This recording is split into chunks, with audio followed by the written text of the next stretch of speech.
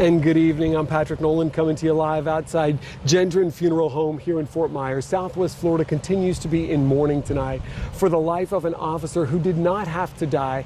And there is such an outpouring of grief tonight in our community, as has there been hope and anxiety over the past 8 or 9 days when so many people were hoping that Officer Adam Jobbers Miller would somehow survive when he was in intensive care. He was shot a week before he died. He just passed away on Saturday night. He was responding to a call at a gas station after some people called 911 and said that there was a man there causing a disturbance. Perhaps they felt threatened, that he was shouting, and they say Wisner Desmarais is the man who pulled the trigger and killed that officer.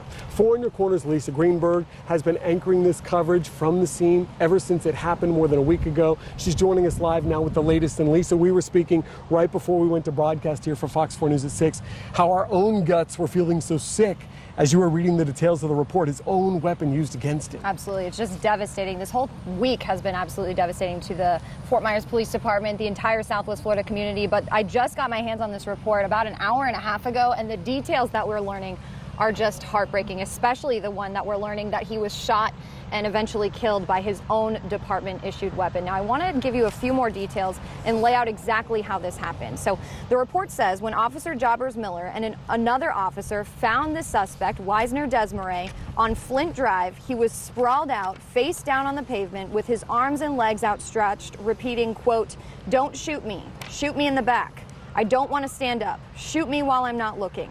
Now, both officers told him they had no desire to shoot him. They asked him to stand up and start speaking with them. The report says he finally got up. He then started to run toward MLK Boulevard. The report says that Officer Jobbers Miller was able to then catch up with him. The report says the suspect slowed his pace and struck him with a significant amount of force.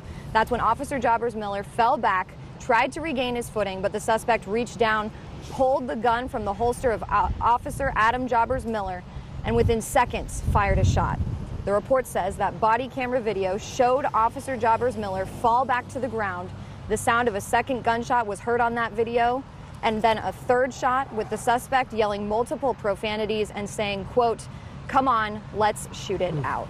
The report says he fired 3 more gunshots after that. It also says the other officer that was with Jobbers Miller that night said the suspect also tried to fire a shot at him, and he had to jump out of the way to avoid being hit by that bullet. That's why Desmarais is also being charged with attempted first-degree murder. This report also points out that Officer Jobbers Miller succumbed to his injuries from this attack on Saturday, just 2 days ago at 5:14 p.m. He was then brought to the medical examiner's office that night and then here to the funeral home that next day, Sunday afternoon. So tonight at 10, I'm going to continue to break down the details that are inside this report, and I'm also going to bring a second-by-second timeline of what happened that night. There are just so many details, and all of them are just absolutely heartbreaking.